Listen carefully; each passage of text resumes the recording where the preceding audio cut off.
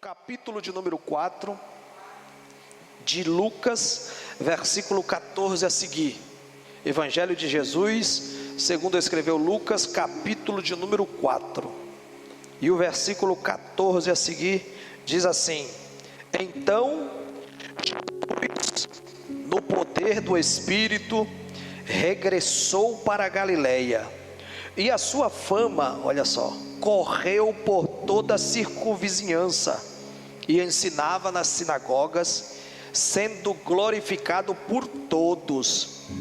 E indo para Nazaré, onde fora criado, entrou num sábado na sinagoga, segundo o seu costume, e levantou-se para ler.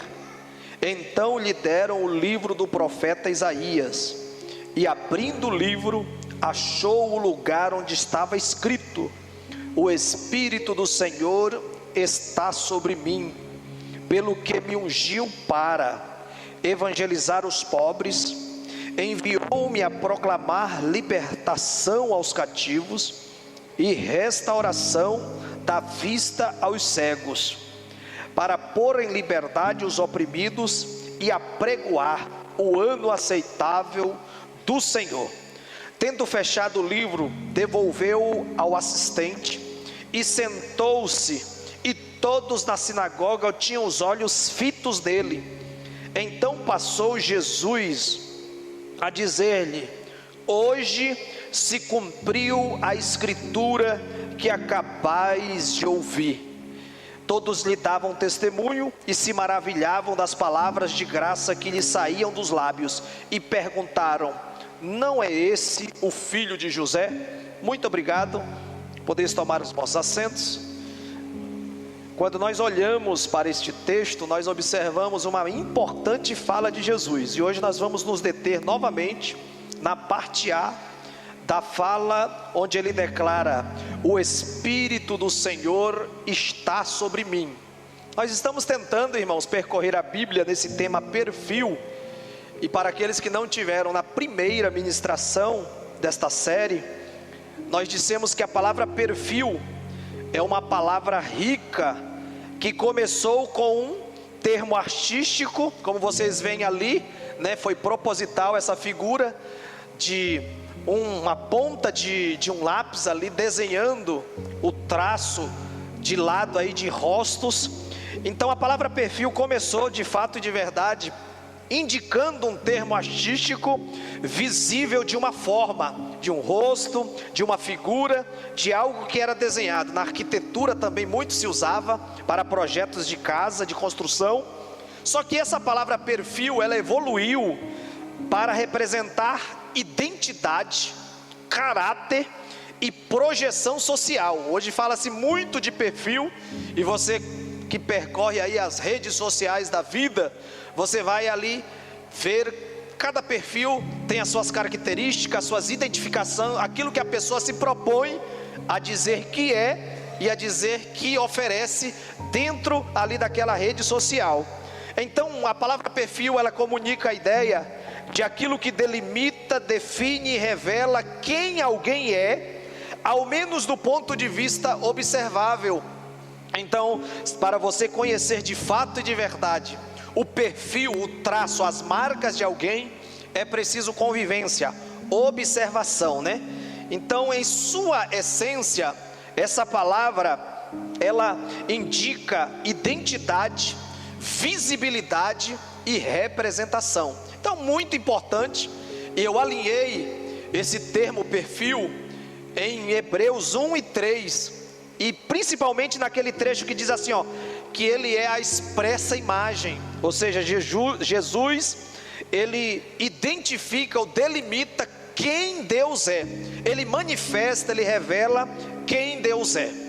E quando nós olhamos para Jesus e para a sua vida, nós podemos perceber traços que ele compartilha com cada um dos seus seguidores. Falamos de Dorcas, falamos do primeiro mandamento: ame ao Senhor, o perfil de quem verdadeiramente ama o Senhor. E iniciamos a fala na quinta-feira passada sobre quem de fato e de verdade, à semelhança de Jesus, tem o Espírito Santo repousando ou pousando sobre ele. E aí eu perguntei dos irmãos, se os irmãos têm esse entendimento, né, alunos de escola bíblica dominical, que cada um de nós tem o Espírito Santo. Os irmãos confirmaram, né? A Bíblia declara que nós somos habitação, templo e morada do Espírito Santo. Nós já temos o Espírito, mas o Espírito também, ele deseja nos revestir. A semelhança da minha vida aqui, ó, vocês estão olhando, vestido com uma camisa por baixo, e com esse blazer eu estou revestido. Então o Espírito Santo também, ele está para nos revestir. E quem de fato e de verdade é aqueles que estão revestidos pelo Espírito Santo de Deus. Quem de fato e de verdade são aqueles que nós devemos olhar e observar, que tem a unção de Deus sobre a sua vida. E nós geralmente alinhamos a unção de Deus com as realizações extraordinárias, e faz parte também. Vocês percebem que o versículo que nós lemos, ele diz que o Espírito está sobre o ungido dele, que era Jesus aqui, para pregar as boas notícias aos pobres, para evangelizar aqueles que precisavam de notícias novas dentro da sua realidade, para restaurar, para libertar os cativos, promover liberdade aos oprimidos, apregoar o ano aceitável do Senhor. Tudo isso é atividade, é obra, e deva ser na unção do Espírito Santo. Mas antes nós precisamos identificar a essência desse termo: o Espírito do Senhor Jeová está sobre mim. Então nós identificamos algumas marcas na quinta-feira passada, e a primeira que nós falamos foi o quê? Que quem é ungido pelo Senhor, ele tem a presença de Deus sobre a sua vida. O termo o Espírito do Senhor identifica exatamente isso: Deus na vida da pessoa, Deus governando, dirigindo, orientando, regendo, conduzindo a sua vida. E nós percebemos que a palavra Espírito, uma das definições no original é exatamente o que? Vento.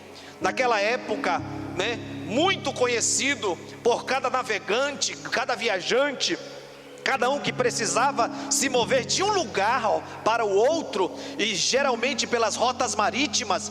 Não existia motores como existe hoje, mecânicos, elétricos, não existia. Naquela época os barcos se moviam como? Na força do vento. Eles alçavam as suas velas, e aí eles dependiam de um lugar para o outro apenas ou debaixo da força do vento. E quando a palavra diz sobre o Espírito Santo, ele exatamente identifica esse mover invisível, esse mover que a gente não vê, mas a gente percebe que dá movimentação à sua igreja, aos seus ungidos. Então cada uma das nossas vidas, dentro desse aspecto que tem a presença do Espírito Santo, devemos entender que a nossa movimentação, por mais tecnologia que nós tenhamos hoje, por mais ferramentas boas que nós tenhamos hoje, usar aquilo que é bom mesmo, está aí, Deus deu sabedoria para o ser humano fazer, mas toda a nossa movimentação ainda precisa ser governada, dirigida, regida pelo próprio Deus, através do Espírito Santo de Deus. Então toda vez que você vai fazer alguma coisa, peça orientação de Deus, peça a direção de Deus. Então quem é ungido do Senhor, e nós acreditamos que o Espírito está no nosso meio, ele precisa ser governado por Deus. Ele precisa, como nós dissemos na quinta passada, ter uma vida submissa a Deus. Ele precisa ter uma vida revestida diariamente, cotidianamente, pela presença do Senhor. E nada mais justo, irmãos, se o primeiro aspecto que nós abordemos sobre o perfil de quem verdadeiramente tem o Espírito governando, dirigindo, regendo a sua vida, uma das características de quem anda com a outra pessoa, de quem está na presença da outra pessoa, é que enquanto ele anda, viaja, caminha, vive, convive, ele faz o quê? Ele fica mudo? Já pensou você viajar, você andar do lado de alguém, uma viagem longa, uma trajetória comprida? Imagina, uma viagem de uma vida toda. Imagina você que já tem a sua esposa, que já tem o seu marido. Há um ditado popular: Há um ditado popular, e é uma verdade máxima da sabedoria popular, né? Que quem não se comunica, se trumbica. Então a falta de diálogo, de comunicação, de alinhamento de ideias, ela faz com que as pessoas se trombem, tenham gravíssimos problemas. Então você não faz uma viagem com alguém, você não vive um relacionamento com alguém, você não está sendo dirigido, regido pelas coordenadas de alguém, se você não se comunicar com essa pessoa. E hoje eu quero falar sobre o prazer de conversar com Deus, que é uma das marcas do verdadeiro ungido do Senhor. O prazer de dialogar, de conversar com Deus, que é uma das marcas do ungido do Senhor. Ora, se nós temos a presença de Deus e acreditamos que o nosso Deus, diferente dos deuses das nações, a Bíblia diz que os deuses das nações, lá no Salmo 115, eles têm boca, mas não, eles têm ouvidos, mas não, eles têm pés, mas não. Então eles são estáticos, parados, sem movimentação e sem ação, sem relacionamento ou envolvimento. Mas o nosso Deus, o Deus vivo, a Bíblia Sagrada diz que os seus ouvidos não estão tapados para não poder, e nem as suas mãos estão encolhidas para não poder salvar. Então o nosso Deus é um Deus vivo, é um Deus que se comunica, é um Deus que fala. E o profeta Isaías vai dizer, em Isaías capítulo de número 33, versículo de número 3, me ajude: clama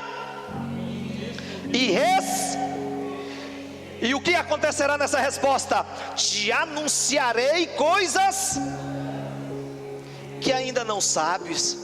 Então existem muitas coisas que eu e você só vamos descortinar, trazer à luz, manifestar, se nós abrir a nossa boca nessa caminhada que está o Deus Todo-Poderoso sobre a nossa vida, para nos comunicar com Ele. Mas para que nós façamos isso, nós precisamos ter prazer em conversar com Deus.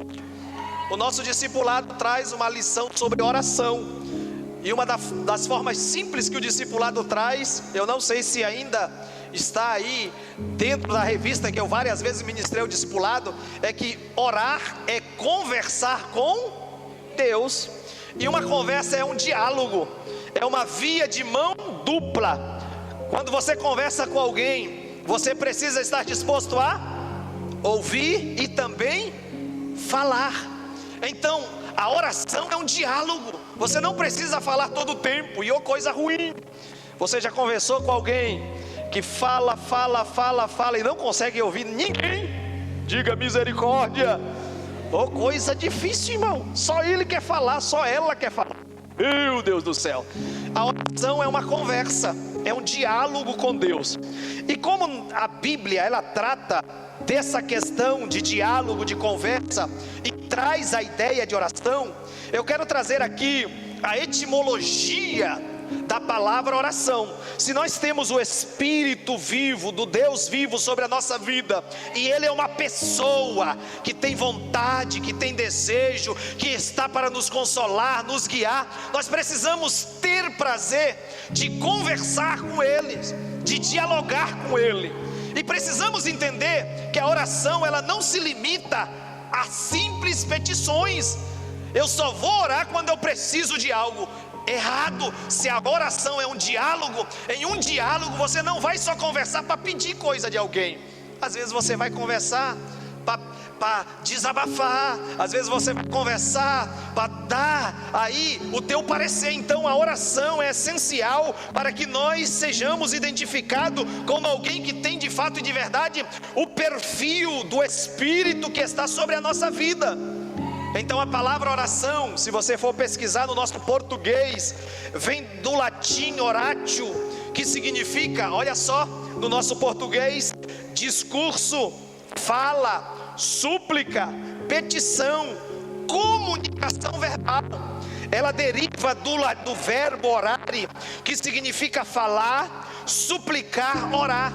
Observe que dentro da nossa linguagem, já no português, a oração ela não é apenas pedir, é falar com intenção. Quando você fala com propósito, com intenção, e também de maneira a se relacionar com alguém. Então logo no português nós entendemos isso. Quando nós olhamos para a Bíblia e as línguas originais, hebraico e grego, sobre o termo oração, ela traz uma palavra, ou a palavra mais comum para oração é a palavra tefilá, T-E-F-I-L-A-H, tefilá, a raiz palau, que significa no original hebraico interceder, mesmo, colocar-se diante de alguém superior e suplicar com reflexão. Olha só quantas palavras alinhadas ao verbo hebraico sobre a palavra oração: julgar-se a si mesmo, interceder, colocar-se diante de alguém superior, suplicar com reflexão. E isso, irmãos, é profundo nós entender na língua original hebraica. Por quê? Porque a oração no hebraico não era apenas falar, era se posicionar diante de Deus com consciência e submissão. Todo judeu, todo hebreu, todos aqueles da época que entendiam o propósito da oração, eles não iam apenas falar, mas quando eles iam orar, principalmente a Deus, eles entendiam que era um posicionamento de Deus com consciência e submissão. Com consciência e submissão. Eles sabiam o que iam fazer diante de Deus. Eles sabiam a quem iriam dirigir a fala, iriam dirigir a conversa.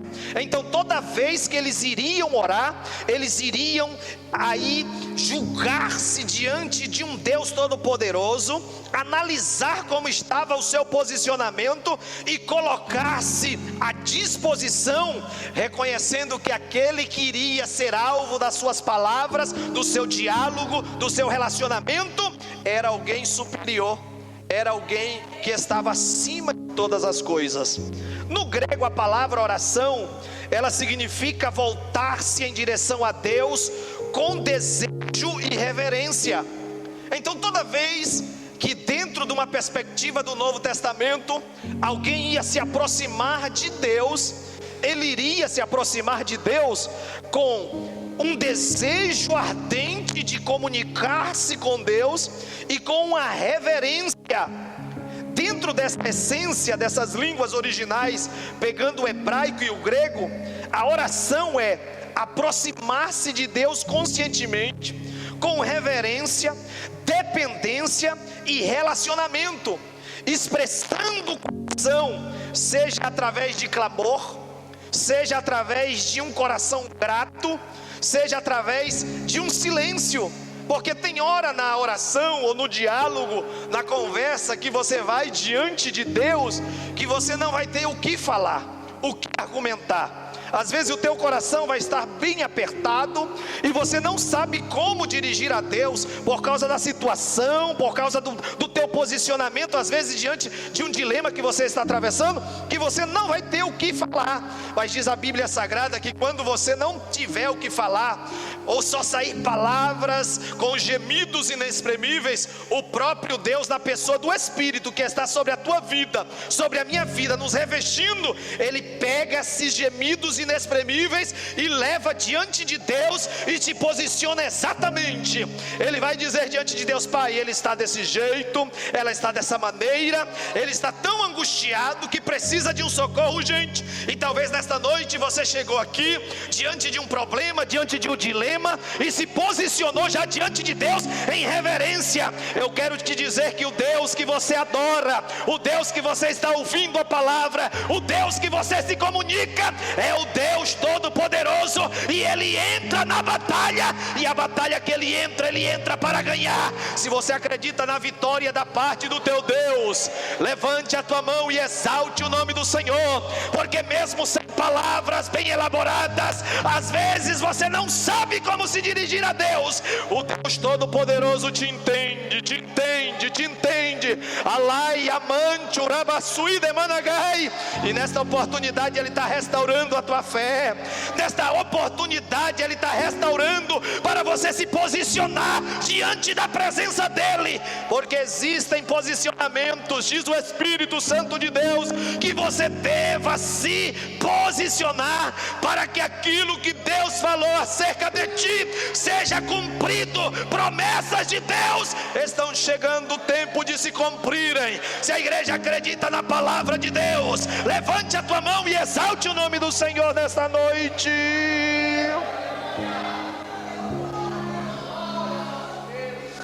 Oração não é apenas falar. Oração é se posicionar espiritualmente diante de Deus, irmãos. Aí eu pergunto para você, em se tratar de oração, se não se limita apenas a falar,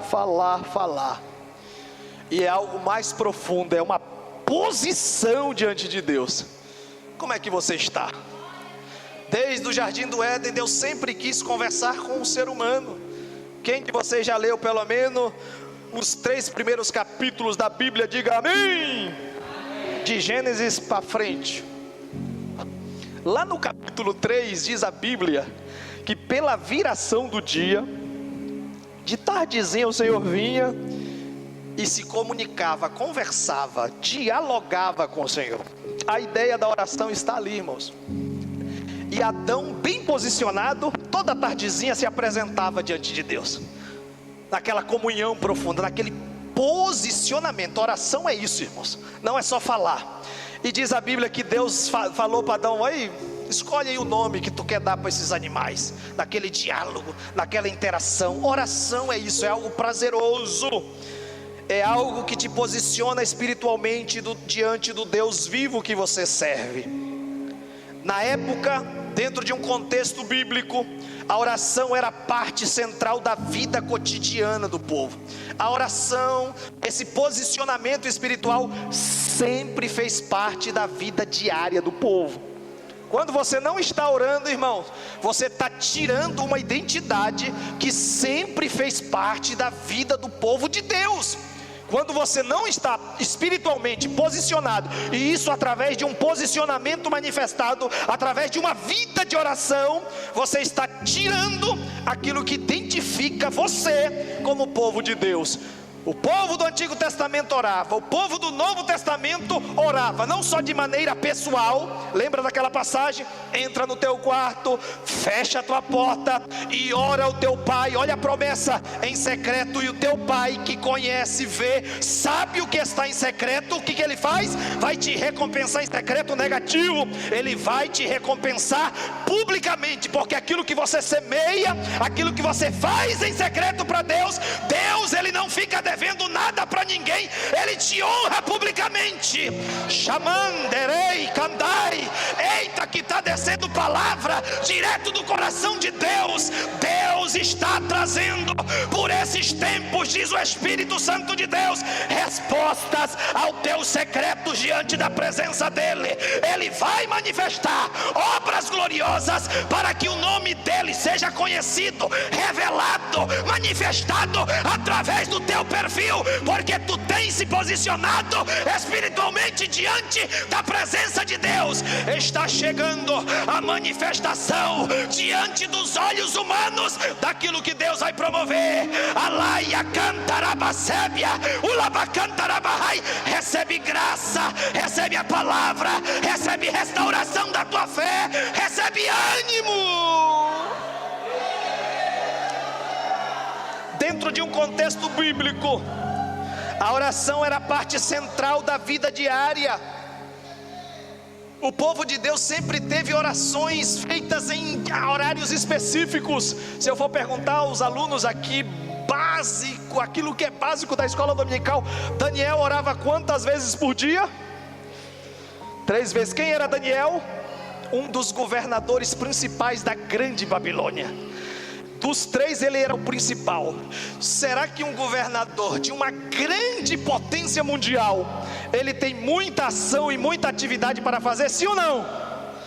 Será que um de nós, simples mortais, vamos colocar assim, ele era ser humano igual nós. Será que nós temos mais ocupações que Daniel? Sim ou não? Bem provável que não, tá, irmãos?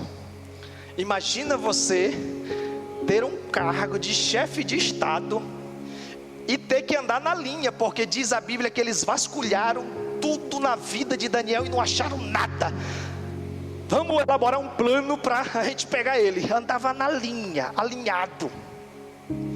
Então, dentro de um contexto bíblico, a vida diária do povo era marcada por horários específicos, e muitas das vezes não apenas no individual, mas no coletivo. Uma das passagens bastante conhecidas na palavra de Deus sobre oração é aquela lá que nós sempre citamos, ó: e se o meu povo, que se chama pelo meu identidade. Uma das características várias que tem ali é o que? E orar. Oração coletiva. Oração coletiva.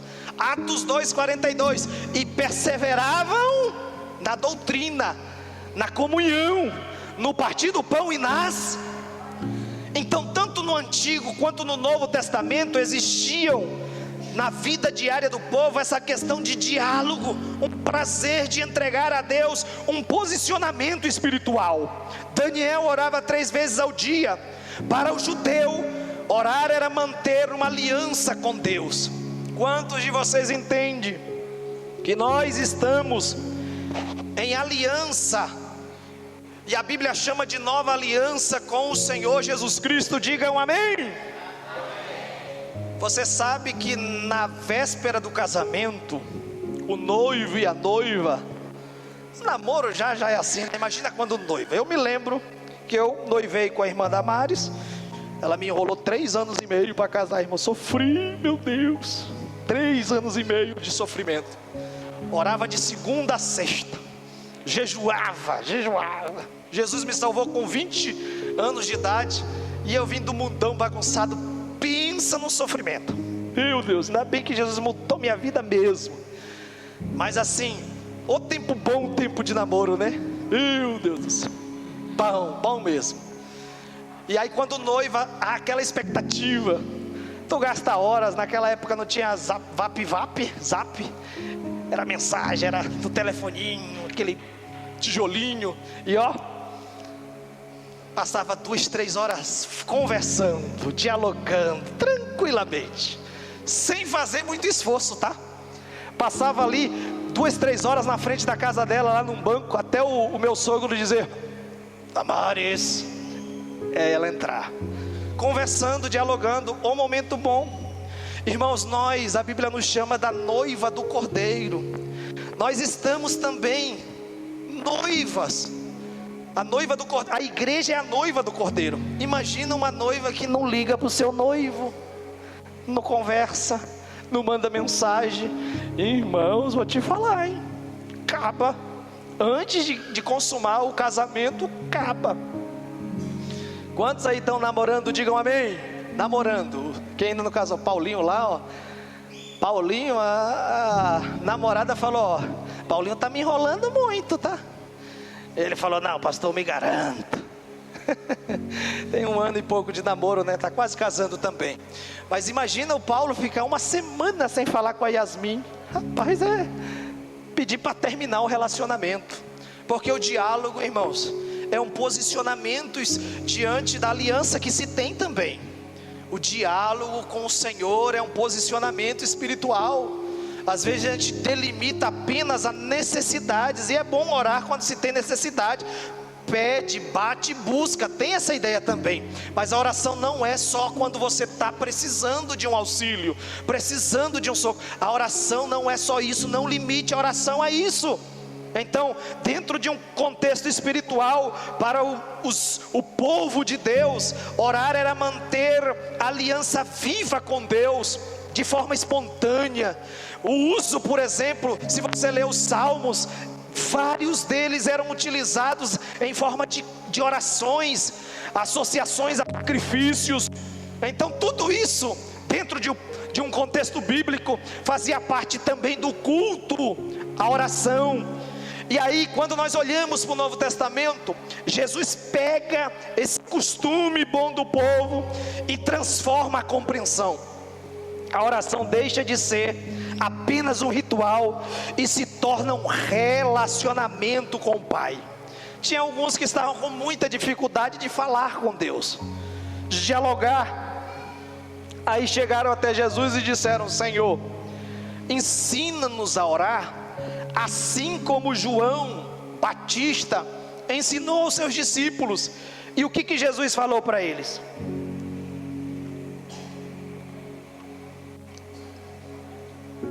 Porque para o judeu pronunciar o nome de Deus assim era complicadíssimo. E Jesus fala: ó, quando vocês orarem, vocês vão iniciar, e é um modelo que eu vou dar para vocês. Vocês vão falar assim, ó: Pai nosso que estás no céu. Pai nosso que estás no céu. Então Jesus está aí ampliando, não só de forma ritualística, mas para um relacionamento da paternidade de Deus para com seus filhos aqui na terra. Então, literalmente, orar é falar, clamar, pedir, agradecer. E nas Escrituras vai além. É aproximar-se de Deus, é alinhar-se a Ele, é depender, é render-lhe graças, é estar perto de Deus por meio de uma comunhão profunda, por meio da nossa expressão de dependência. Ou seja, quem está diante de Deus está dizendo: Senhor, eu dependo de Ti todo dia, toda hora, a qualquer momento. O Senhor tem liberdade para falar, para fazer, para realizar. E se nós fôssemos aqui trazer uma essência do que é a oração, de tudo isso resumindo, é o seguinte: orar é colocar diante de Deus em relacionamento vivo, com reverência, dependência e abertura total do nosso coração. Toda vez que nós vamos orar, irmãos, se abra, se desvencilhe de tudo e dê uma atenção especial para aquilo que você vai fazer, direcionado ao teu particular, seja no particular, seja em coletivo. Você precisa se conduzir diante da presença de Deus. Então, aquele que é ungido pelo Senhor, se o Espírito do Senhor está sobre alguém, isso não se manifesta apenas no poder que a gente possivelmente vai entrar, né? Em aspectos de poder, de autoridade. Isso apenas não se manifesta em poder, em autoridade ou em propósitos específicos, não. Mas antes de tudo, se o Espírito está, e nós aprendemos que é Deus que está revestindo essa pessoa, a primeira coisa que se manifesta quem é ungido do Senhor é um relacionamento profundo, íntimo com o Deus que está sobre a sua vida. Com o Deus que está sobre a sua vida. Porque o texto que nós lemos, ou os versículos que nós lemos, fala também de poder. E poder, irmão, é força de operar milagres. Isso é bom que aconteça. Nós vamos entrar daqui uns dias sobre isso. É bom, é capacidade de realizar algo, é poder manifestado em feitos grandiosos, é força de Deus no meio do seu povo para operar aquilo que a nossa capacidade humana não dá condição de operar. É muito bom ter isso. Poder é tudo isso e está também inserido, mas em primeiro lugar, a unção do Espírito vai nos levar para um relacionamento mais profundo com Deus. Tem muitas pessoas, irmãos, infelizmente que estão muito ativos, mas muita ação, muita atividade, sem uma comunhão com o Pai, gera inquietação, gera perturbação, gera uma ansiedade exagerada, por ser ativo, fazendo com zelo para o Senhor, mas não ter uma proximidade com o Senhor, que disse que era para chamar de Pai Ele, num relacionamento profundo. Vocês lembram de Marta? Marta estava tão afadigada, irmãos. Era uma característica dela, um perfil de serviço. É bom que a gente sirva, mas Jesus foi na casa dela. Era para ter organizado as coisas antes de Jesus chegar. Claro que Jesus chegando com seus 12 discípulos, Se fosse crente assembleiano, come muito, dá muita despesa, dá muito trabalho, tratar de 12 homens, mais o seu mestre, imagina, é muita coisa para fazer. Mas Jesus chegou para tudo. Ele está falando, está orientando, está direcionando, está transmitindo palavras de vida para tudo. Tira um tempo para ter aquela comunhão, aquele momento de intimidade, de relacionamento, porque a correria que nós estamos vivendo nos nossos dias está nos tirando o momento de ter comunhão com Deus. E muita atividade, muita ação, muita preocupação com as coisas aqui nos privam de um momento de comunhão e vai gerar perturbação. Mas nesta noite, todo espírito de correria, tudo aquilo que tem ocupado o espaço que pertence a Deus na agenda da comunhão, da intimidade, do relacionamento profundo com o Espírito Santo, está caindo por terra nesta oportunidade. Levante a tua mão assim. Está descendo de Deus para você. Aloia cantarabahai, a habilidade, a destreza para tu organizar a tua vida, a tua agenda, para dedicar um período de oração para o teu Deus que está no céu. Andorebaia canta, tem áreas da tua vida, diz o Senhor, para alguns que aqui estão, que já deveriam estar caminhando para mais do que estão. Andaia cantarabahai, só não estão caminhando porque você não tem tirado um período de conexão mais profunda com o Pai que está no céu. Alai amanta, porque existem coisas, diz o Senhor, que Satanás tem colocado como trava, e a tua capacidade humana fora da unção que o poder da oração traz não vai dar conta. Volta para o altar da oração e tu verás. Olha a graça de Deus te envolvendo, olha o poder do Espírito, olha a palavra quebrando toda a resistência, tudo aquilo que tem minado a tua força no período de comunhão com Deus, está caindo por terra agora. Vai recebendo poder, vai recebendo autoridade, vai alimentando essa área da tua vida. Irmãos, eu creio no poder desta palavra.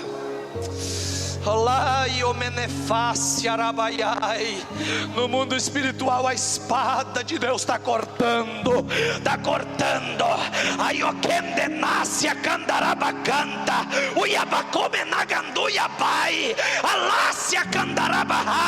Você vai ter mais sensibilidade para ouvir a voz do teu Deus. Está descendo sobre a tua vida.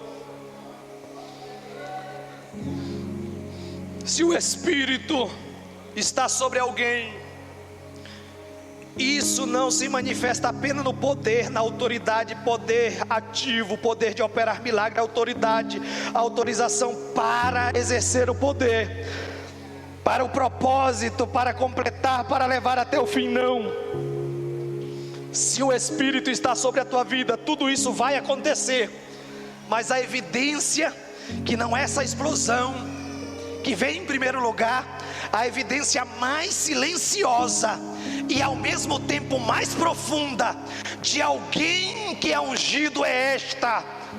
Olha só que frase, irmãos. Ele tem prazer em conversar com Deus.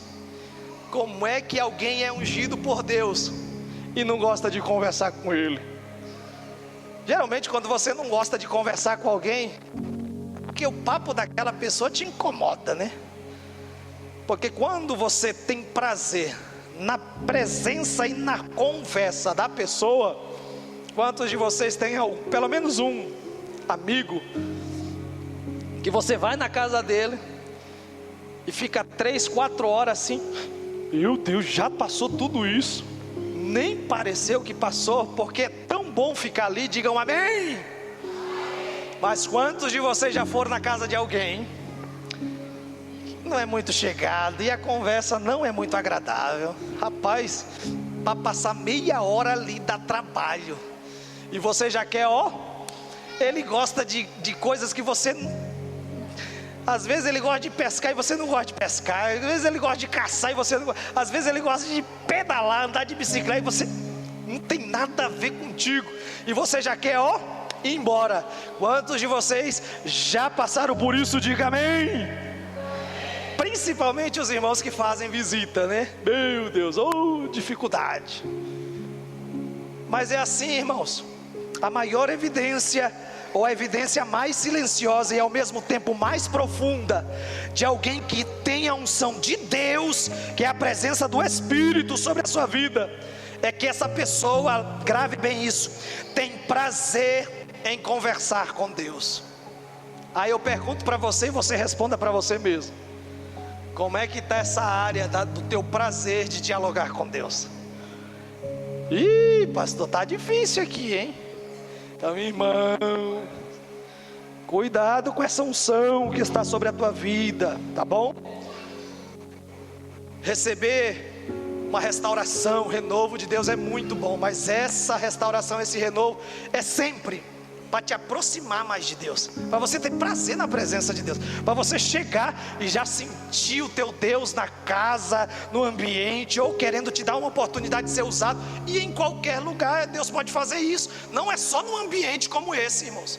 Não é só no ambiente como esse. Aqui é muito pouco tempo, tá bom? Aqui você recebe a palavra para expandir no ambiente que você convive mais tempo, na família, no trabalho, e assim vai. Então, a evidência mais forte e mais profunda de alguém diante da presença do Senhor é que essa pessoa tem prazer de conversar com Deus. E eu quero destacar dentro desse aspecto, que a unção não produz apenas ação pública, mas ela gera intimidade privada. A unção do Espírito, ela não produz apenas uma explosão externa, ela produz intimidade do Espírito.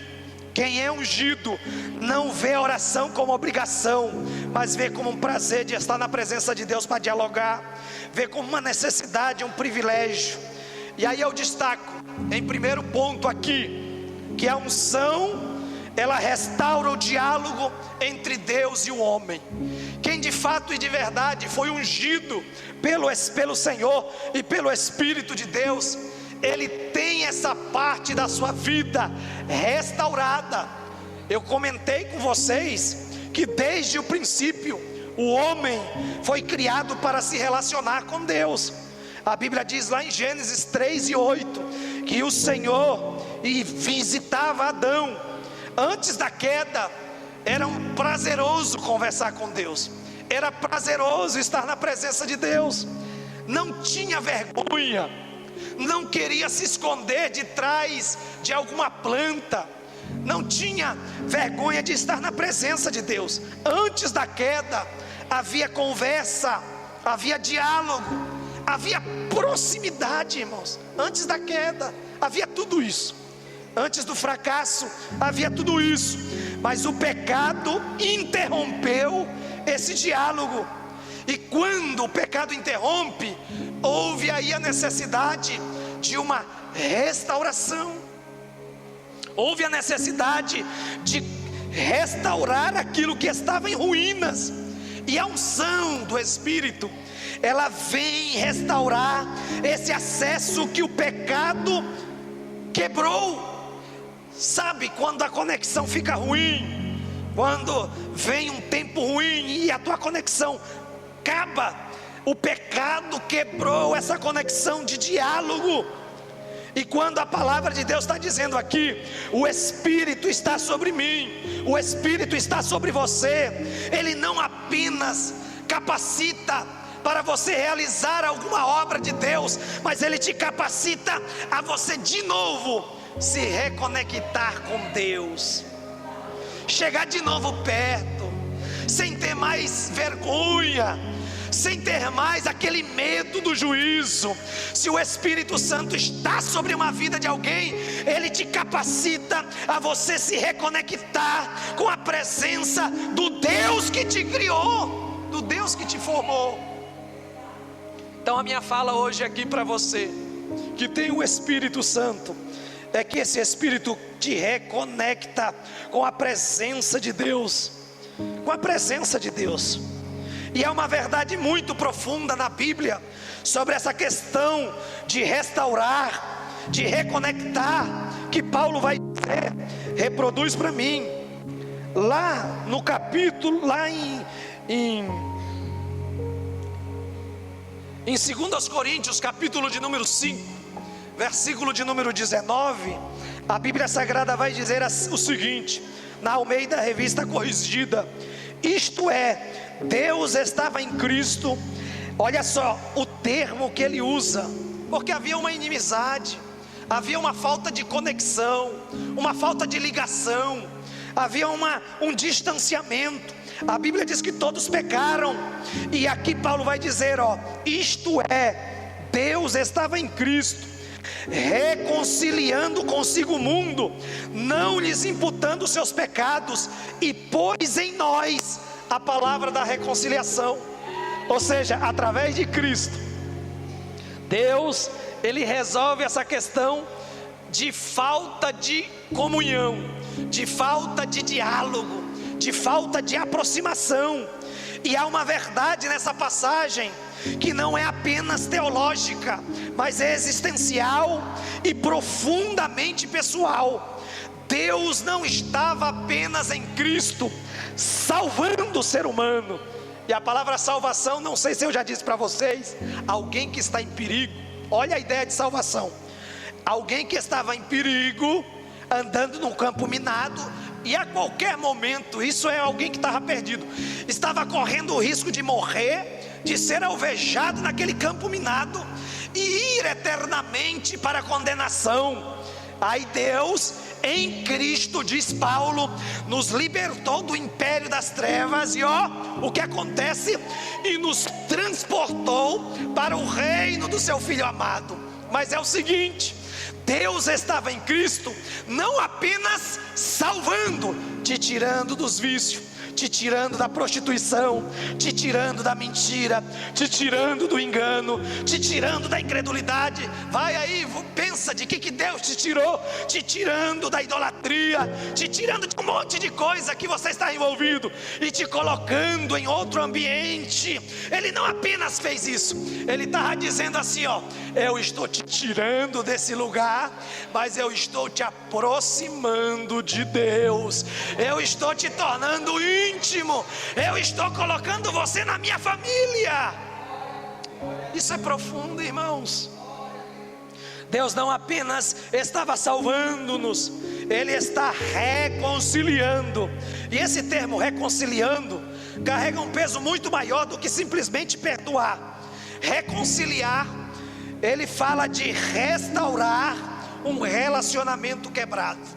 Sabe aquela casa, aquele cômodo, todo mundo já fez isso, que com o passar do tempo vai descascando, você vai fazendo uma manobra ali, o telhado fura. Nós podemos pegar por esta congregação, quando foi feito, estava tudo bonitinho, mas com o passar do tempo, tempestade, chuva, e assim vai, as coisas vai envelhecendo, vai quebrando, e vai precisando de dar uma melhoradinha. Aí vem o especialista, aquele que tem a habilidade de fazer, e dá uma restaurada, dá uma revigorada, torna a dar o brilho que tinha, o vigor que tinha. Então o nosso relacionamento estava quebrado com Deus, nós tínhamos vergonha de nos aproximar de Deus. Então Ele não apenas nos liberta do poder do pecado, mas a partir de agora Ele te coloca em um posicionamento de reconciliado, de aproximado de novo. Ele remove a inimizade, Ele traz de volta a comunhão, Ele restabelece a harmonia que você tinha perdido com Deus. Fala para o teu irmão aí, já conversou com Deus hoje, irmão? Já conversou com Deus hoje? Fala para ele aí, vai. Deus não te salvou para você viver longe do diálogo. Deus não te chamou para você viver apenas longe do pecado, longe daquilo que o mundo propõe. Deus te chamou também para você viver pertinho dEle. E muitas coisas querem ocupar, muitas coisas querem ocupar o lugar de Deus, dessa proximidade. Às vezes é um problema familiar, às vezes é um problema no trabalho, às vezes é a busca desenfreada pelas coisas aqui da terra. Então o homem não estava apenas perdido em tudo isso que o mundo bagunçado propõe, o homem também estava inimigo de Deus. Quantos de vocês aí já tiveram, alguém já declarou que é teu inimigo? Diga amém. Olha para você e não consegue ser teu amigo. É desse jeito que nós estávamos, mas Cristo estava reconciliando consigo o mundo, a humanidade. E aqui entra a graça de Deus. Não foi o homem que buscou a reconciliação, foi Deus quem tomou a iniciativa.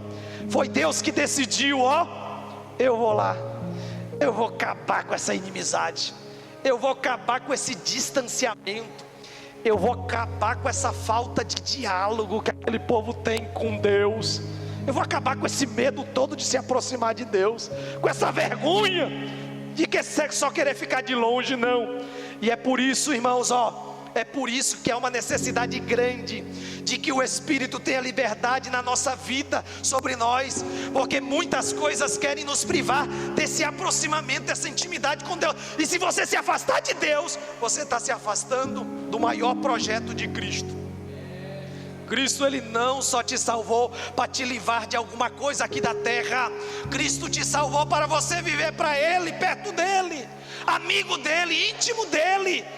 Olha as linguagens que Ele fala de ti.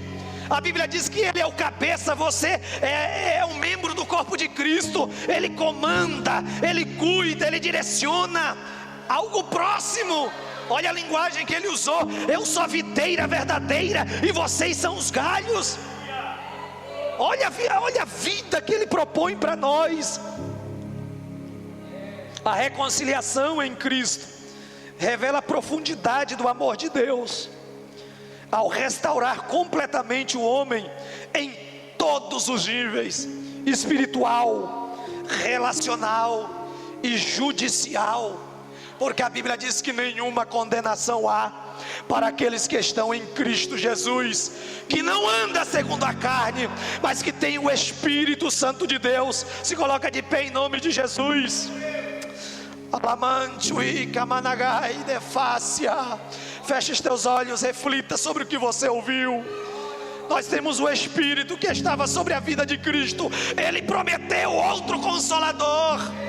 E esse Espírito, ele não atua apenas para te livrar do vício do cigarro, da maconha, da cocaína, do vício da bebida, da mentira, do engano. Não é apenas isso. Ele não quer te livrar apenas do lixo desse mundo, mas o principal motivo é te reconectar com Deus, é te aproximar dele, é você levantar e saber que tem o socorro bem presente na hora da angústia, é nos teus momentos de dificuldade. Você saber que há um amigo fiel, um amigo próximo, o Deus vivo. E a minha oração esta noite é que você sinta o Espírito restaurando esse relacionamento primeiro. Talvez os demais relacionamentos não estejam bons, mas Deus vai te ajudar, te dando graça, sabedoria, poder, autoridade para você lidar com os demais relacionamentos. Mas o primeiro relacionamento é essencial para o sucesso dos demais. Não inverta, não se afaste de Deus por alguém, por coisas, não se afaste. Deus estava em Cristo, reconectando, reconciliando você, eu, com Ele mesmo. Nós estávamos inimigos, mas Ele nos trouxe como amigo dEle, como filhos amados. Sinta o amor de Deus sobre a tua vida nesta noite. Dê liberdade a essa presença gloriosa do Espírito. Dê liberdade para Ele restaurar o prazer do dialogar com o Senhor pela manhã. Não sei o horário que você tem disponível, pelo meio-dia, pelas caladas da madrugada, da noite. Querido irmão, há uma restauração de vigor nesta noite, descendo sobre cada um que está abrindo o seu coração, que tem o Espírito sobre a sua vida, que tem prazer em conversar com Deus. Alai emendo raia sobe andonanácia candarabasúria. Deixa a presença de Deus se mover nesta oportunidade. Deixa o Espírito Santo falar contigo. Deixa Ele reorganizar a tua agenda. Andoremendo nácia olabacanto naia sebia rabacanta rabahai chamando rebecanda rabasui demanta. Olha o poder chegando, olha a capacidade chegando, olha Deus se preparando para um novo nível de relacionamento. Você não precisa viver longe, como se não sentisse mais a graça de Deus sobre a tua vida. Não, a barreira do pecado já foi dissipada. Há poder no sangue do Cordeiro para te restaurar. Não depende da tua capacidade, depende da capacidade que Cristo tem e da tua entrega. O laia cantarabahai. Deixa a presença de Deus envolver a tua vida. Solta essa língua estranha, receba o toque do Espírito.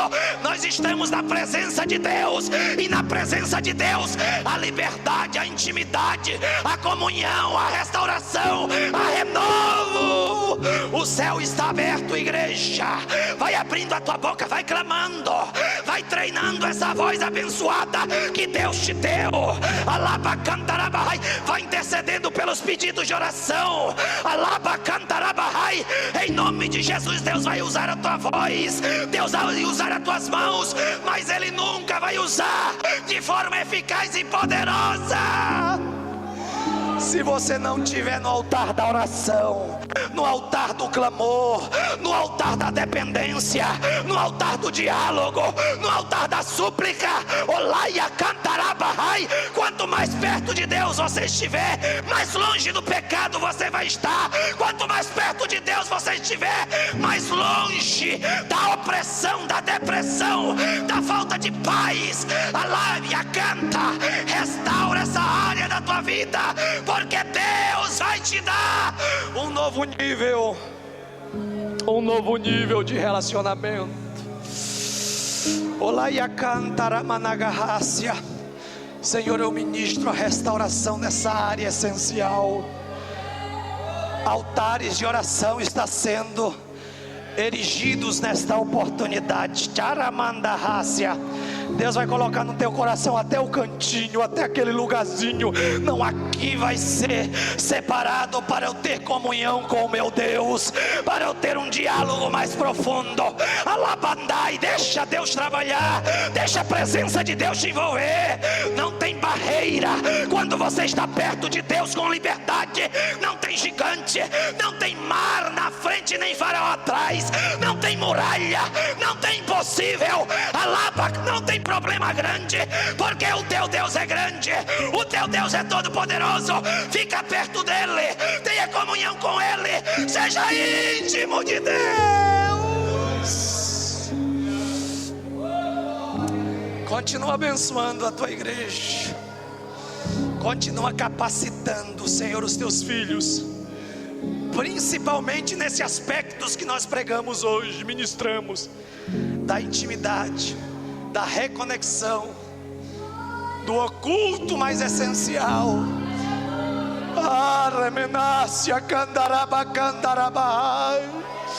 Olha as linguagens que Deus usa para uma união profunda. Você é noiva, você é membro do corpo, você é plantação de Deus, você é filho amado, você é aquele que está reservado para a glória eterna. Em nome de Jesus, seja mobilizado e tocado por esta palavra. Aleluia, aleluia.